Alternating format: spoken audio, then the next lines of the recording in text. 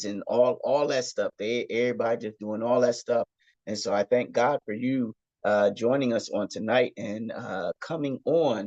And I don't take it lightly. I don't take it lightly at all. So I really and truly appreciate it.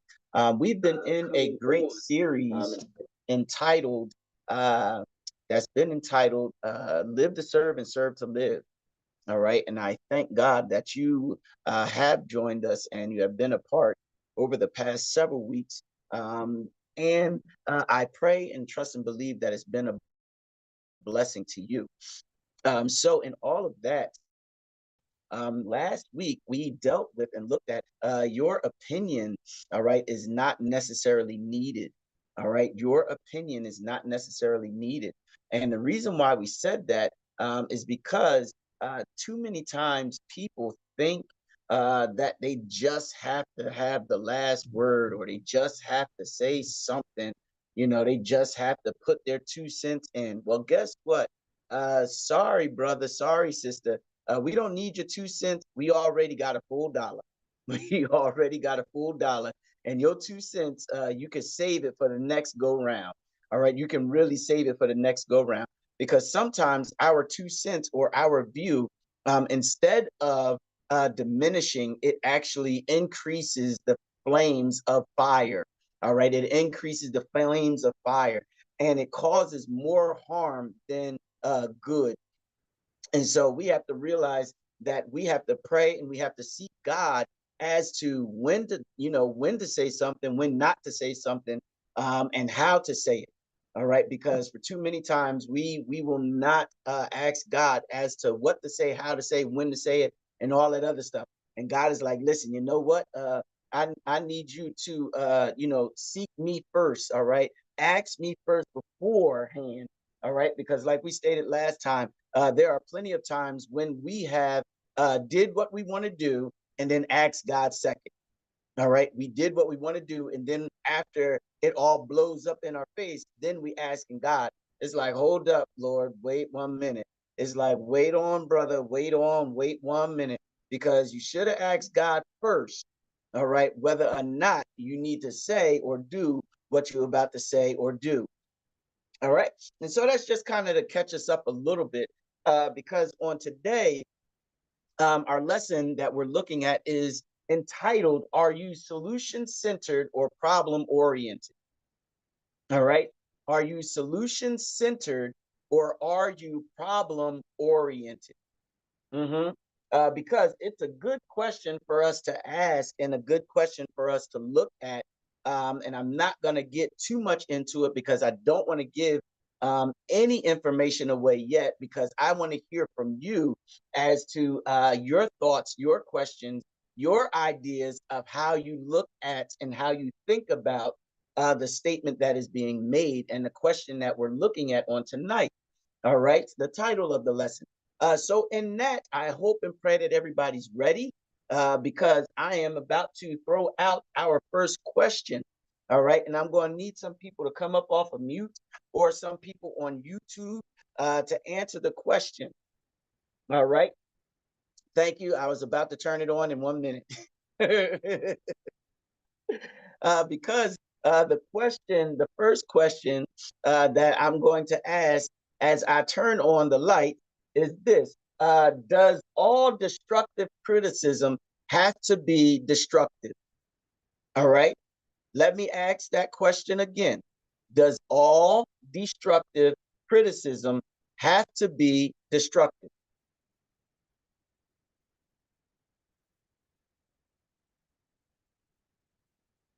Let's see if that helps.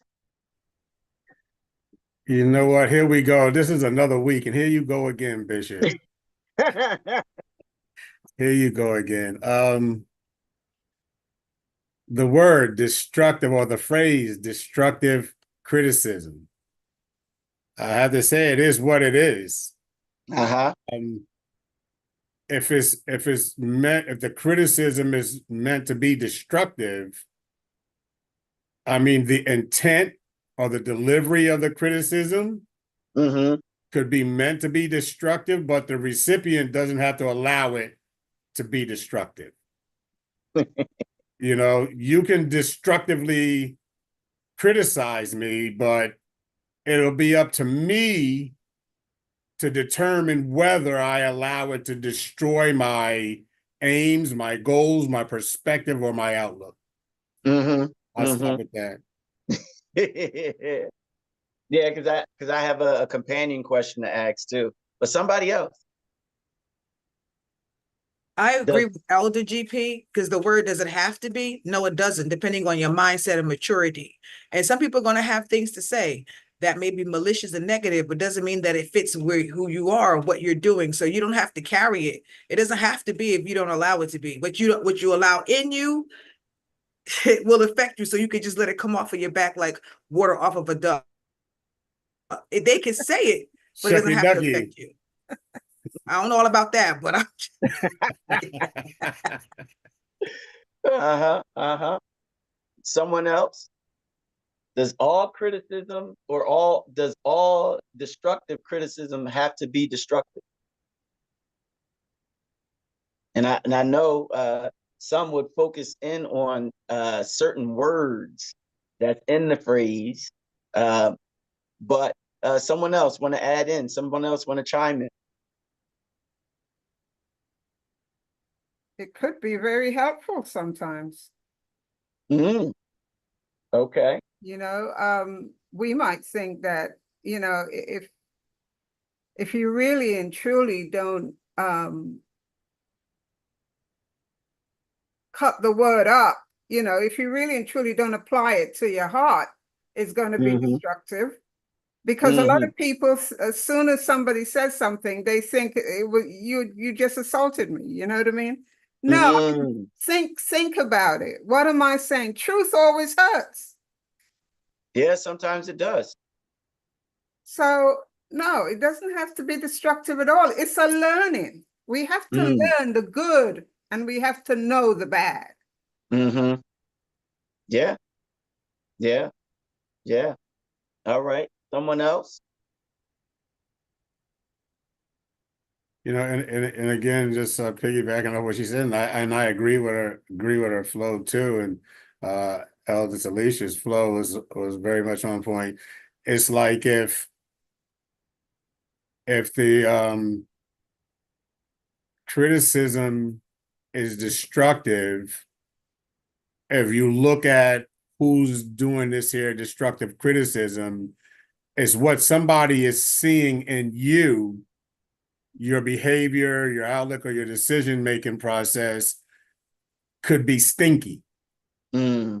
So somebody could be the destructive criticism could be on your stinking behavior that needs to be changed. Mm-hmm. And if you look at it as that, like, well, you know what, maybe they do have a point. Maybe I'm out of sorts, and maybe I should see the God in that destructive criticism, and maybe I do need to change. Mm-hmm. Mm-hmm. It's like we were saying, it's all on the how it's received Yeah. by the receiver. Yeah. Yeah. Yeah. All right. Because the companion question as you take a drink is can constructive be destructive? Can constructive to say constructive criticism, can it be destructive?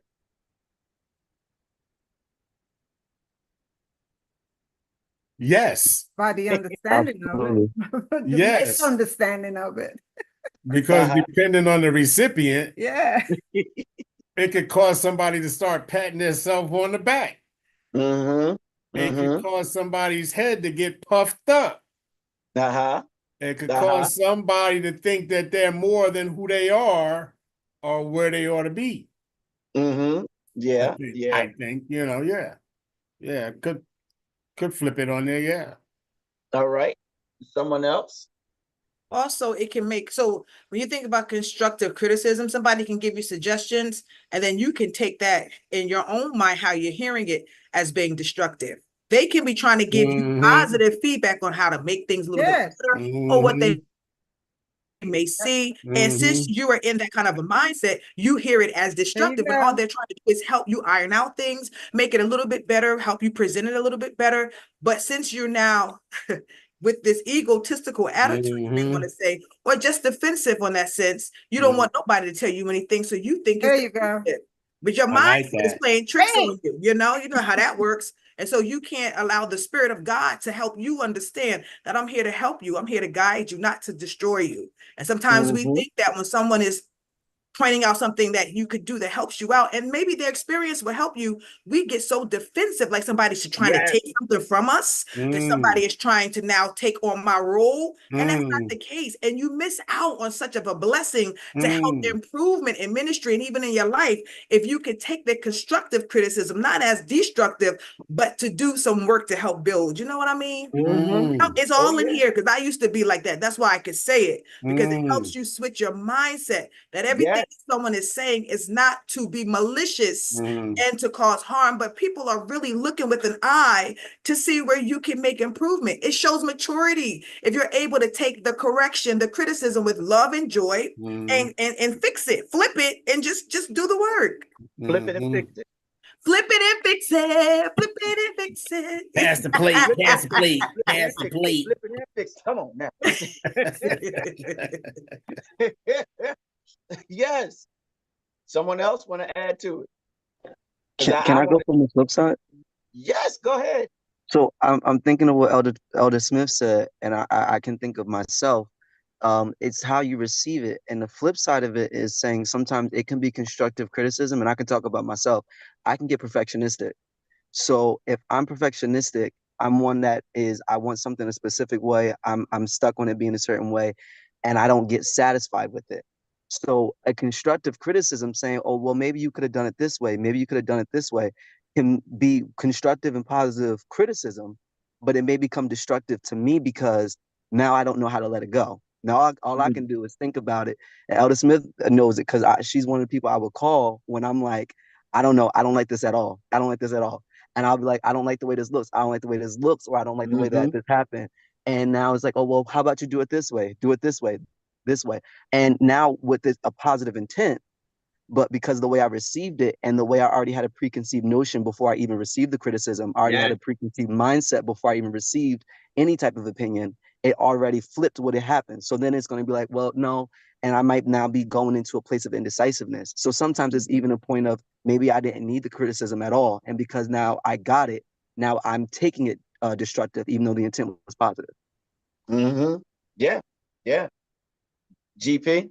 Yeah, that was a very awesome flip right there, because he admitted his proclivity, but he was still even willing to say, I would seek somebody out and ask for their opinion.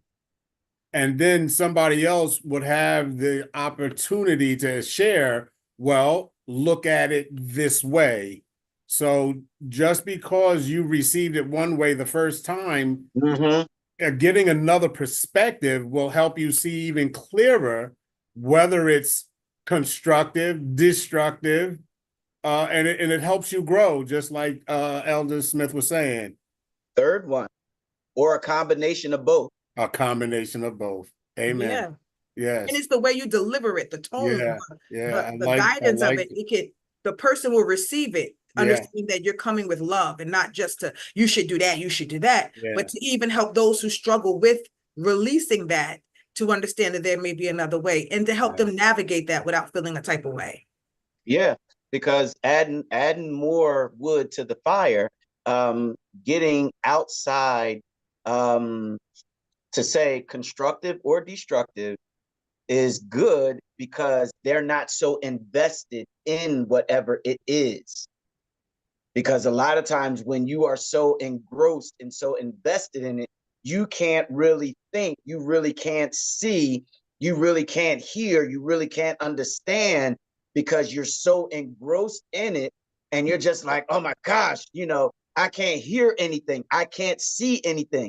Even when somebody is trying to give you another way, like it's already been alluded to, another way to look at it, another way to think about it, you know, another way to digest it. You know, too many of us would be like, nah, I can't, no, I have to shut everything out because it's like, hold up, pump your brakes, slow it down, you know, look at it. You got to take time to think, pray about it. Look at the whole situation. Look at the totality of the situation. You can't just look at the here and now. You got to look at the whole thing from the beginning to the end. And you have to look at every little detail in between, because sometimes, and I'll say this and then I'll let somebody, if somebody else has something that they want to say, sometimes in order for it to be constructive, there has to be some destruction. In order for it to be constructive, sometimes there has to be construction. There has to be some demolition done, because there are some things that has to be torn out, some things that have to be ripped out, some things that have to be, you know, pulled away, all that stuff. I mean, and some stuff has to be replaced. All right. Some stuff has to be built back up. All that stuff has to happen. All of it. Someone else? And Bishop, question. Yeah. I want to ask what you think about, like, you know, this is why it's good that we fellowship one with another and get to know each other, because getting to know each other will allow us to see some people in their natural way of being. Yeah. So when it's time to give constructive or destructive criticism, you may know how to give the instruction to whoever it is that you're dealing with in a manner that is not causing a sensitivity in the recipient. And even on the reverse side, the person that's receiving it should maybe look at the person, well, it's a bishop that's telling me this, so maybe I should maybe look at it like Elder Smith was saying, Elijah was saying that Elder Smith told him to look at it this way, that we could take another perspective on it to lighten the intensity that we might receive. So it's good to fellowship with each other, to know each other on a different level. So that when it's time to give, that you're not tearing down, but always maybe trying to edify, that it can be seen as an edification. Yeah, because you think about it, the disciples, what did they do? They went from house to house, fellowshipping. Yeah. All right. And they were teaching and preaching, you know, and studying the word of God. Right. But the thing that we have to realize is they went from house to house, fellowshipping. So they knew each other on another level, like you alluded to. Yeah. And that's why I continue to try to remind us, it's like, listen, we got to sit up there and spend quality and quantity time with each other outside of Sunday morning service. Yeah. That's the only way that we're going to be able to tell each other, listen, you're going to be, listen, it'll get, my God, from Zion. It'll get to the place where if you spent enough time with somebody that you had a heated discussion, or Smith and I got into it real bad. We got into it real bad, but we end up turning around and be like, you want to go out to lunch? That's it. It's because we know each other to that place, and it's not going to change anything. That's it. It's not like we want to say, oh, Bishop calling me, send him the voicemail. Oh, Smith calling me, what she got to say. Yeah. I had to check my notes to make sure I didn't go too far ahead. But, you know, that type of thing, you know, and it's because you know the person, you know, you have that relationship with them. Yeah. So, yes, that's like you would look at it. I always like to say about it, barbershop talk. Yeah. You know, when you're in a barbershop and some would think that we're getting angry and stuff like that. But in actuality, no, we just getting really excited, really amped up. Yeah. All right. And sometimes, as we stated, sometimes we have to watch our tone and all the other stuff like that, you know, because that will affect the delivery, but it'll also affect the recipient. But sometimes as the recipient, we got to look back. We got to take a back seat and be like, okay, this person, she's really, really intense about this. All right. She's really, really annoyed. She's really angry. She's really mad, or he's really mad, or whatever. So we got to look past all of the tone and all the other stuff to really say and really see what's going on. But that takes time, but that also takes maturity. And it takes time to sit up there and pray and be like, Lord, I don't want this woman to sit up here and go off on me like this. We just pulled over on the side of the road, and now she jumped off and it's like, all this stuff. And you just like, oh, Jesus, Jesus, Jesus, Jesus, Jesus, Jesus. So I don't want to get too far afield. Does anyone else have something that they want to add before I ask the next question?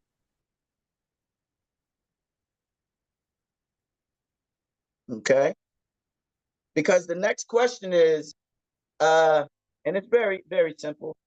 Do the ends always justify the means? Do the ends always justify the means?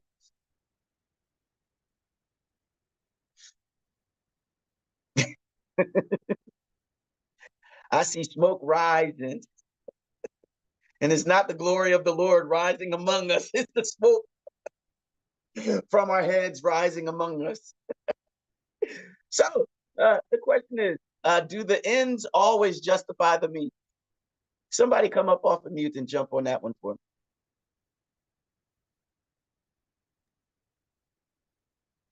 me. It's gonna say by ends, I'm believing you mean the end result. And Yeah. the way you approach it and you get to the end, the result that you want, but if you hurt somebody, I mean, that's just not justified. So no. Yeah. Yeah. Yeah, the ends. All right, someone else?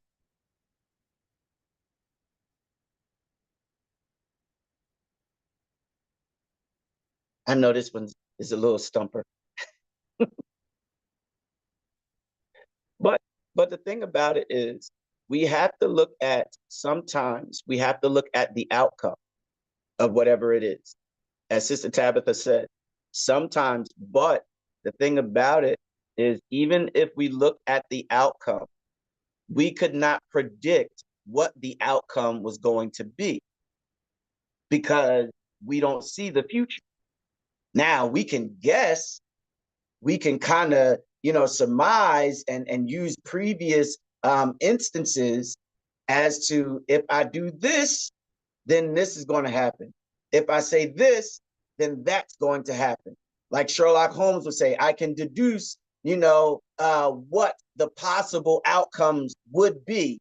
So based upon what I know from previous times, that will determine how I approach the situation and how I say what I'm about to say, what tone I'm about to use, what phrases I'm about to use. What am I going to, and for some of us, that is the conundrum, all right, that we have in our head, because we are playing several different scenarios before we actually say something.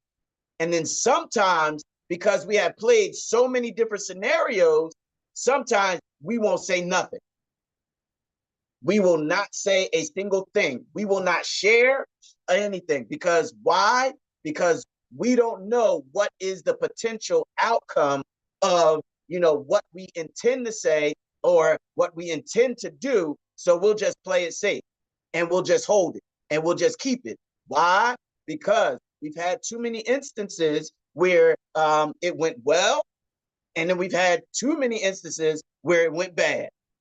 And so we're like, this is a 50-50. So I ain't gonna, nah, no, I ain't gonna take this chance on it because it ain't going, it may not end well for me. And with it not ending well for me on the last 15 times, what do I think is going to do this? Nah, nope, not this time, not this time. And so the point that yes, GP. Yes, I love what Sister Tabitha said, because you never know, and like you said, you don't see the end. But if your means is the intention of your means is to participate in a positive outcome, then the ends will meet it. So if you see a problem and you go to somebody and say, look, here's a problem, but here's an idea. Can I help you? And let's solve this problem together. And instances like that, where the person is coming with a means to make the ends positive, they will. But if you're just going to have means and then just step away and leave the hot potato in somebody else's hand by themselves where they can't pass it back and forth to relieve the heat, then no. But there's one contingent on that. The recipient's mindset. It's a dialogue.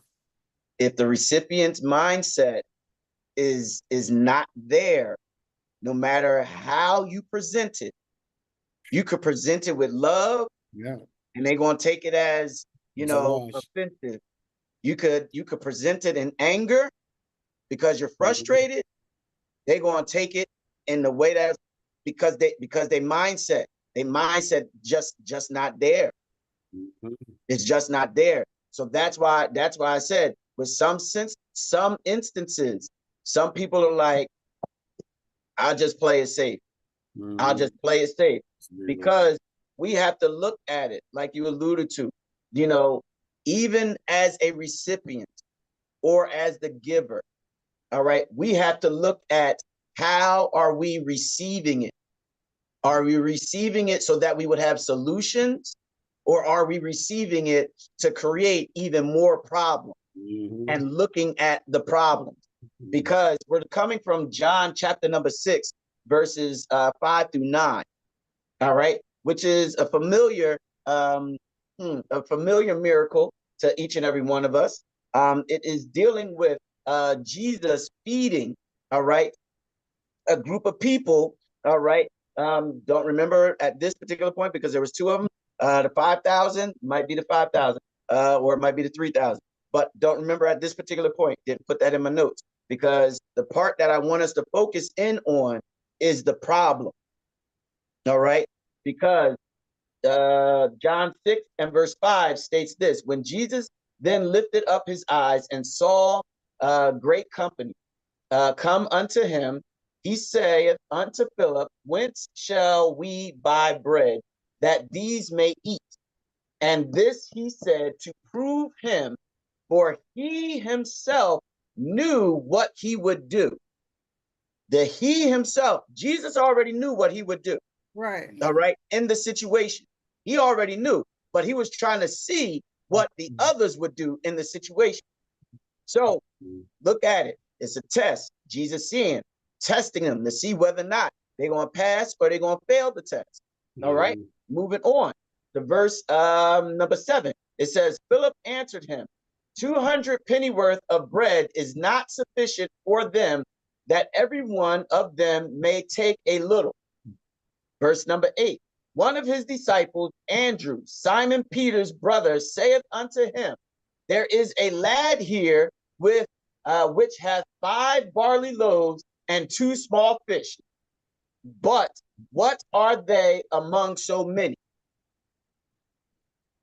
Now, he brought a solution, but he didn't think the solution all the way through. He just stopped at the gate. Now, timeline wise, I don't know where this lands. All right, chronologically. But if I was, Andrew, I would have been like, Lord, I got this. What can you do with it? Because I would have to surmise that Jesus probably already performed several miracles already at this particular point in his ministry. I'm pretty positive that he did that already, But the thing is, did they believe the miracle? And were they just looking at the problem and focused in on the problem? Because these people was with Jesus and his disciples, and they was hungry. They was hungry than mud. They wanted something to eat. They, and he was like, I don't know what we gonna do. I don't know what we're gonna do. And so he was like, I got this. This is what I have. And that's what happens with some of us. We get to that point, but then we don't take it a step further. We have our faith take us to this point, but then we don't allow our faith to take us even further over the edge. All right. We ask God just this much, but then we don't ask him to take it even further. We don't ask him to say, Lord, okay, give me faith beyond faith. Give me sight beyond sight. Let me see this thing all the way out. Let me see this thing all the way through. Lord God, change my mindset, change my heart, change my attitude, change my disposition. And when it comes to this whole thing, Lord God, let me look at the solution. Give me the solution to it. Change me.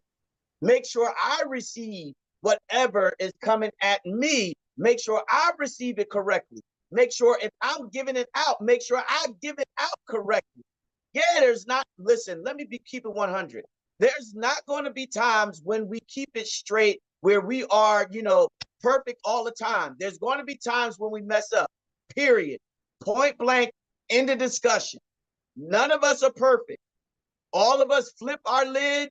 Every one of us keep our lid shut all the time. All the time. But we have to pray and ask God so that God will keep us under control so that we will not get out of control. But there are times when we will get out of control, and destructive will be more than constructive. That's our point on tonight. Destructive more than constructive. And that happens when we are problem oriented. When we are problem oriented, that's our focus. That's our mindset. That's what we're looking at. We're over analyzing it and even make it. I like that little thing that you put there, Rodney, with the sign. It's like a street sign. Problem or that's nice. Problem solution. That's nice. I'm sorry, y'all. I just got distracted for a moment. But we have to really look at ourselves, because sometimes we become, as we already stated, too detail oriented. And when we go after and look at every detail instead of building and making it a great situation, it turns out to be worse because we're looking at every little piece of it. It's like, hold on, let it work itself out. Let it work itself out. Even my sister Des, who's on, she even says, sometimes when people are nosy about something, it takes the fun out of it. It takes the fun out of the surprise. It takes the fun out of the situation. When you're nosy about it, it takes the fun out. And the person that's planning, they'll just be like, man, I don't really want to do it. I don't really want to do it. Because you're asking these, listen, don't be so detail oriented. Don't have to know. I know some people don't like surprises and all that other stuff, but listen, it's fun for the person that's doing it, and you're taking away their fun. You're taking away their fun, and you're being destructive more than constructive. Because as a servant, let me ask this question: are you contagious and infectious? As a servant or a servant leader, are you contagious and infectious? If you are, what are you spreading? What are you spreading?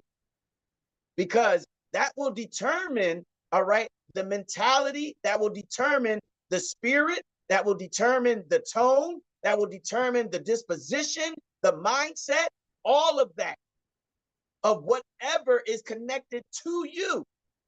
That will determine it, because it's emanating from you as the servant leader, as the elder, as, if you want to go back in old school terms, the president, the vice president, it will permeate from you, and everybody else will take their lead from you. So let me ask another question. This is for us to think about on tonight. What is our focus when we ask the question? What is our focus? What is our focus when we come up against the problem? What are we focused in on? Do we have, and let me ask another, do we have a complete meltdown in the situation? Do we have a complete meltdown where we're just like, I can't deal with it? Why are you having a meltdown? Let me ask a companion question to that. Is the meltdown necessary? Is the meltdown, oh, thank you, Jesus. Is the meltdown a response to somebody giving you constructive criticism that is factual about yourself that you just don't want to hear? And so in that, you manipulate the situation so that you flip it around so that the person that's giving you constructive, factual information, you flip it so that they feel like they're wrong, but in actuality, not that it's about right and wrong, but in actuality, they're right. But you make it seem like they're wrong. Manipulative. Something for us to think about. Let me look at it and say it another way.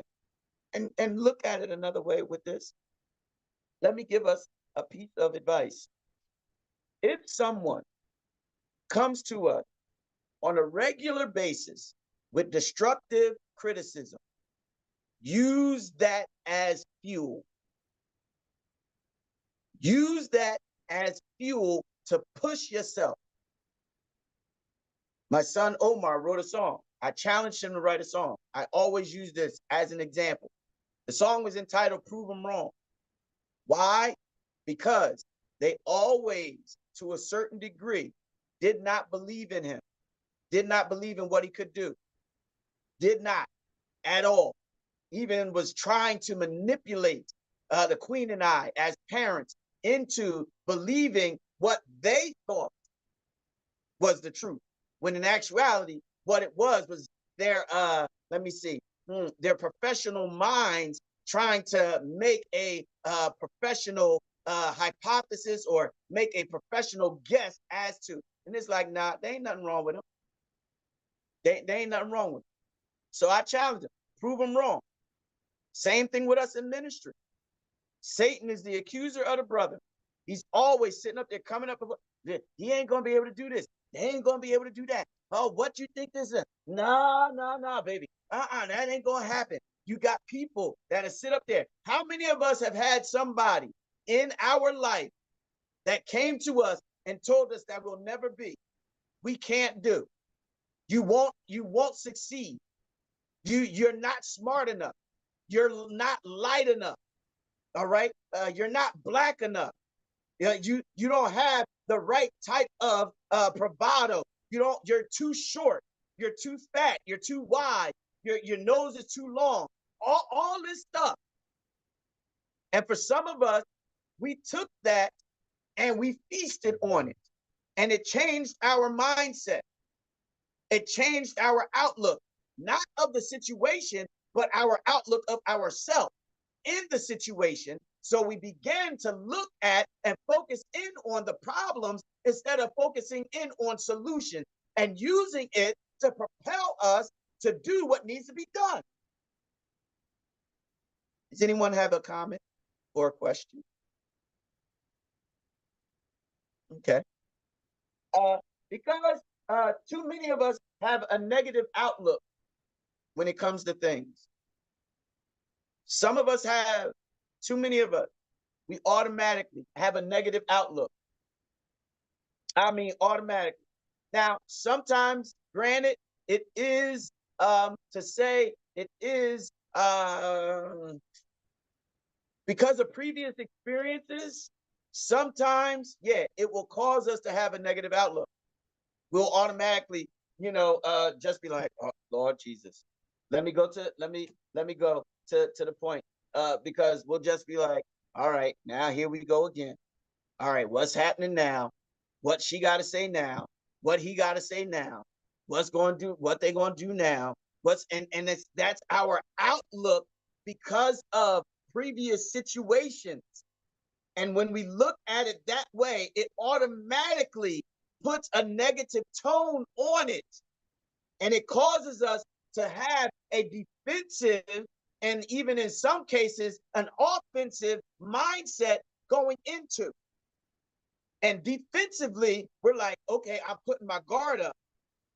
But besides having my guard up, I'm going to turn around and I'm going to have my blade on the side. Because like I put in here in my notes, that's when you become slick with your mouth. We become slick with our mouth. We have them slick comments. We know how to be nice, nasty. And we know how to throw subtle shade. Why? Because we will sit up there and look at the situation. We'll look at what's coming at us and we'll just be like, oh yeah, I'm going to automatically be defensive right here.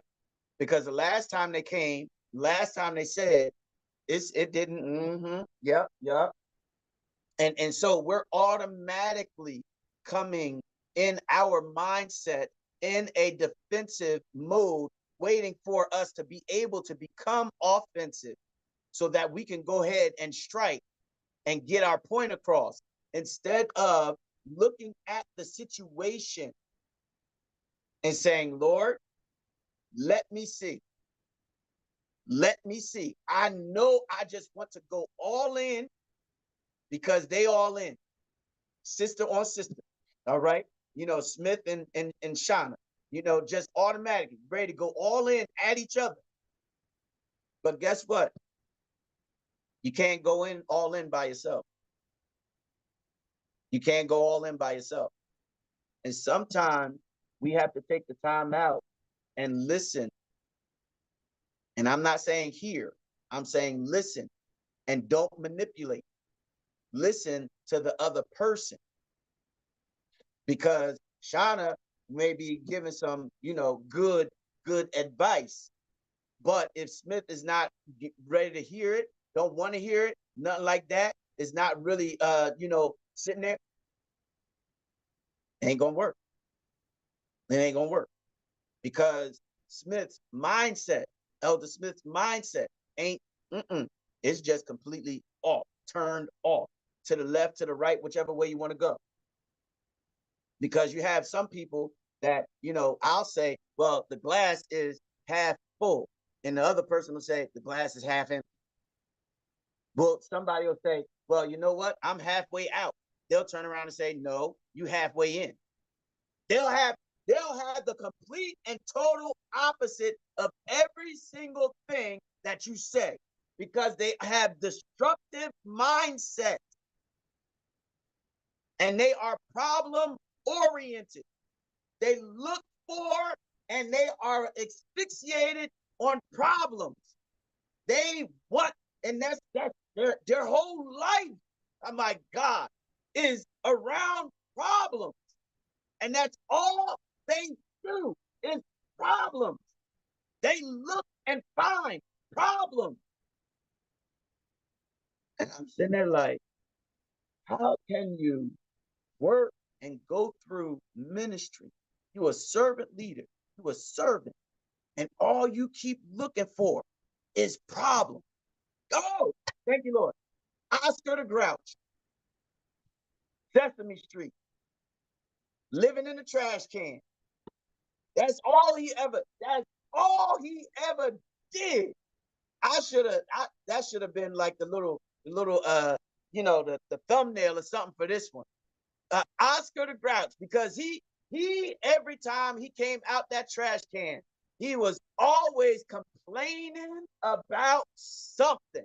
Always had something negative. The sky was blue. Why the sky so blue? The sky is Carolina blue. No, it's not Carolina blue. It's baby blue. And then I'm having this problem with my back.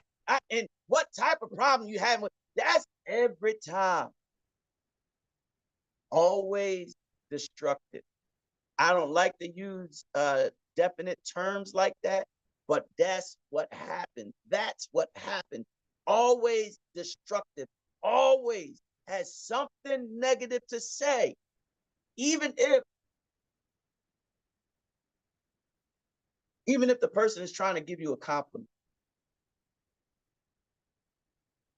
Even if the person is trying to give you a compliment, you still find something wrong with the compliment. Even if they trying to cheer you up, you still saying, why are you trying to cheer me up? What you want something? It's like, no, I don't want nothing. And then let me even put it, because sometimes we expect, when somebody's trying to do something nice, something good, we expect them, or we expect that they want something from us. Baby, listen, no, that's not it. Every time we do something or somebody does something for you, they don't want nothing. They just want to be nice to you. They just want to bless you. They just want to, they just want to do that. They don't want it. No, not every time. But for us, we are deconstructing the situation. All right. Instead of being constructive in the situation, we're tearing it down. And so then when we tear it down, they come back and they're just like, I feel worse than what I did when I went in, because I was all excited. I was cheerful. I was happy. I was ready to go. I was gung-ho. I was this, that, and the other about it. But you just deflated the whole thing. You just defeated the whole thing. You just tore the whole thing down. When it could have been a constructive situation. We wasn't looking for the constructive. In our mindset, all we saw was destructive. And let us go back to, like Elder GP said earlier, do we know each other enough that we could have a destructive conversation, but in the end, by the time the conversation ends, it becomes constructive? Are we willing to stay in it long enough? My God from Zion. Are we willing to stay in the destructive conversation long enough until it becomes constructive? Are we willing to crucify the flesh long enough during the destructive process that it will become constructive? Or will we allow the flesh to sit up there and take control? Or will we allow us to manipulate the situation so that we look good, they look bad? What's our mindset? But are we willing to stay in it long enough? Because the disciples, they brought the fish. Jesus already knew what he's going to do, but he wanted to see what they were going to do. What was their mindset? What was their outlook? But let me ask you, what's your mindset? What's your outlook? Are you solution-oriented or problem-centered? That's something for us to think about as we learn how to live to serve and serve to live. We're going to continue this on next week because I got some other stuff, some other questions that I want to challenge us on. Does anybody have something that they want to say, something that they want to add? All right. Well, my name is Bishop Lamont Brown. I'm the pastor of Faith Baptist Tabernacle here in Asbury Park, New Jersey, where we are evangelizing to the family while building disciples. Just want to remind you of this one thing. It's already done. Just got to catch